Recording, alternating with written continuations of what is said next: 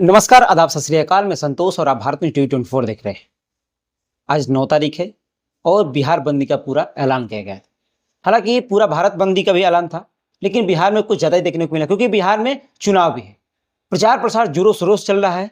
अभी हम लोग आरजेडी के कार्यालय में हैं, यहाँ कुछ कार्यकर्ता हैं, इनसे जानने की थोड़ी कोशिश करेंगे कि आज जो कि बिहार बंदी क्यों रखा गया था, हालांकि ये निर्णय क्यों लिया गया, आखिर मंशा क्या है, इसके विषय में हम लोग जानने की थोड़ा सा कोशिश करेंगे। परिचय थोड़ा दीजिए हमें अपना। मेरा नाम संतोष कुमार भारती हुआ और राष्ट्रीय जनता दल के झुग्गी झोपड़ी के प्रदेश अध्यक्ष हूँ मैं।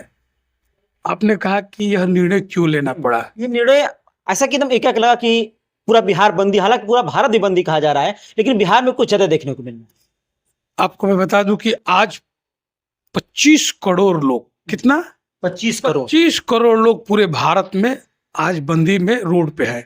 पूरे भारत में, खास करके बिहार में मजदूरों के लिए तो था ही आज बंदी, लेकिन एक चुनाव आयोग का जो निर्णय हुआ है मतदाताओं को मतदाता सूची से नाम काटने के लिए, आरएसएस, भाजपा और जदयू के पहल पे, उसके खिलाफ राष्ट्रीय जनता दल, कांग्रेस, सीपीएम, सीपीआई और वीआईपी पार्टी अर्थात बिहार में जो महागठबंधन के साथी हैं, सभी लोगों ने तय किया कि हम चुनाव आयोग, जो राष्ट्रीय जनता दल के वोटरों को, जो महागठबंधन के वोटरों को चाहती है कि 25 के चुनाव में वोट नहीं दे वो लोग, उसके खिलाफ हम लोग का ये कह रहे हैं कि 1.25 लाख, कितना 1.25 लाख आरएसएस के कार्यकर्ता इस काम में लगे हुए। भैया, चुनाव आयोग स्वतंत्र बॉडी है, तो आरएसएस के कार्यकर्ता कहां से लगे इसमें?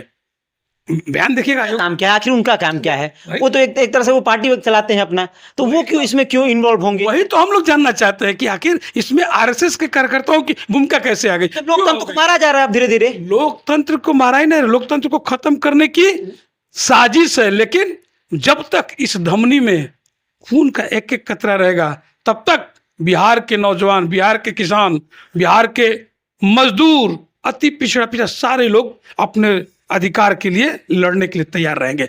चाहे कितना ही जुल्म कर ले नीतीश कुमार, चाहे कितना ही जुल्म कर ले आरएसएस, चाहे कितना ही जुल्म कर ले भाजपा के लोग, लेकिन हम अपने अधिकार को छीनने नहीं देंगे। हम अपना वोट और अपने वोट के अधिकार को किसी भी कीमत पर नहीं छीनने देंगे, चाहे इसके लिए कोई भी कुर्बानी देनी। जनता के लिए क्या अपील करना चाहेंगे इस बार के चुनाव में? जनता के लिए हम अपील करेंगे। देखिए, फिर चुनाव आयोग फिर एक टर्न ले लिया।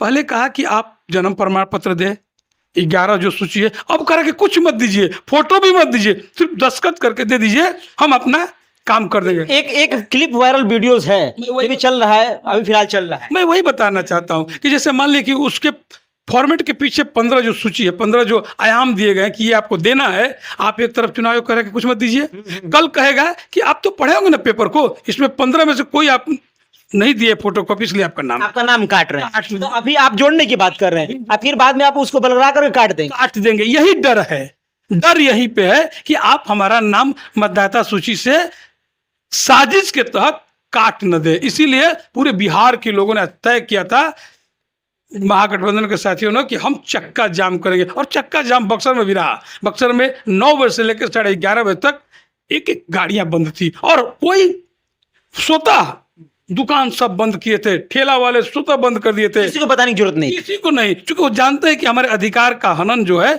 करने जा रही है बीजेपी सरकार, हमारे मताधिकार के अधिकार को छीनने जा रही है ये सरकार। इसीलिए बाबा साहब जो संविधान में अधिकार दिए थे, एक वोट का अधिकार, उस अधिकार को हम जिंदा रहेंगे तब तक उसको छीनने नहीं देंगे किसी को भी, चाहे कितना हो कुछ कर ले भाई आरएसएस पर। चुनाव आयोग, आप निश्चित तौर से 2 ही काम करना है उसको। चुनाव आयोग भारत के संविधान के आर्टिकल 26 को अगर हम देखेंगे तो चुनाव आयोग का काम है कि अगर हम वयस्क मतदाता हो गए तो मेरा नाम जोड़ दे, ठीक है, और हर साल जोड़ती भी है, घटाती भी है। ये थी ना कि जैसे कि वोटरों का नाम और बढ़े, जोड़ते चले जाए ताकि और वोट बढ़े। भाई वही हम बताना चाहते हैं। तो हम जब वयस्क हो गए तो आयोग का काम है कि मेरा मतदाता सूची में नाम जोड़ दे।